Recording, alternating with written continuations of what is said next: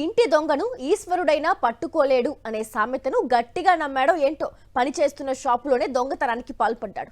బంగారం షాపులో చోరీ చేసి లైఫ్ సెట్ చేసుకుందాం అనుకున్నాడు. ఎవ్వరికీ అనుమానం రాకుండా పక్కా ప్లాన్తో కేజీ బంగారంతో ఎస్కేప్ అయ్యాడు. కానీ పోలీసులు అతని ప్లాన్ను అట్టర్ ఫ్లాప్ చేశారు. 24 గంటల్లోనే దొంగను పట్టుకుని కేసు క్లోజ్ చేశారు.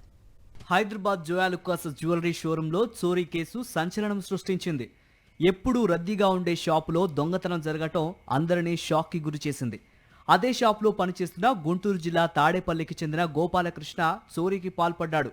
బంగారం చోరీ చేసి పరారైతే ఇల్లు, కారు కొనుక్కొని అమ్మ, మామయ్యలకు వైద్యం చేయించాలనుకున్నాడు. అలా చోరీకి ప్లాన్ చేసి 1.5 కోటి విలువ చేసే కేజీ బంగారంతో పరారయ్యాడు కారంపూడి గోపాలకృష్ణ. గత 2 నెలల క్రితం సేల్స్ మెన్ గా పనిలో చేరిన గోపాలకృష్ణ షాప్లోని 2వ అంతస్తులో ట్రైనింగ్ తీసుకుంటూ 3వ అంతస్తులోనే ఉద్యోగుల కోసం వసతి కల్పించగా అందులో ఉంటున్నాడు. ఈ నెల 14న సాయంత్రం ట్రైనింగ్ క్లాస్ నుంచి మరో మార్గంలో కిందకు దిగాడు. బైక్ ని షాపు పక్కనే ఉన్న గల్లీలో పార్క్ చేశాడు. తిరిగి పైకి వెళ్లి శిక్షణ తీసుకుంటున్నట్లు కస్టమర్కు ఆభరణాలు చూపిస్తున్నట్టు నటించాడు. ఆ తర్వాత 10 బంగారు బిస్కెట్లను తీసుకుని సాక్స్ లో జేబులో పెట్టుకున్నాడు.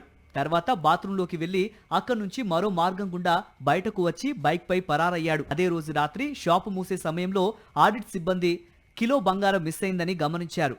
షాప్లోని ఉద్యోగులందరినీ పిలవగా గోపాలకృష్ణ వారితో లేడు. సీసీ కెమెరాలు పరిశీలించగా చోరీ జరిగినట్లు నిర్ధారించారు. దీంతో షోరూం మేనేజర్ పంజాగుట్ట పోలీసులకు ఫిర్యాదు చేశాడు. రంగంలోకి దిగిన పోలీసులు వనస్థలిపురం నుంచి ఆటోనగర్ వరకు సుమారు 60 సీసీ కెమెరాలు పరిశీలించారు. నిందితుడు తన ద్విచక్ర వాహనంపై విజయవాడ వైపు వెళ్తున్నట్లు గమనించారు. పోలీసుల బృందం విజయవాడకు వెళ్లి నిందితుల్ని ఆదివారం రాత్రి అదుపులోకి తీసుకున్నారు. చోరీ చేసిన బంగారం బిస్కెట్లు, దొంగతనానికి వినియోగించిన బైక్, సెల్ ఫోన్ స్వాధీనం చేసుకుని సోమవారం రిమాండ్కు తరలించారు.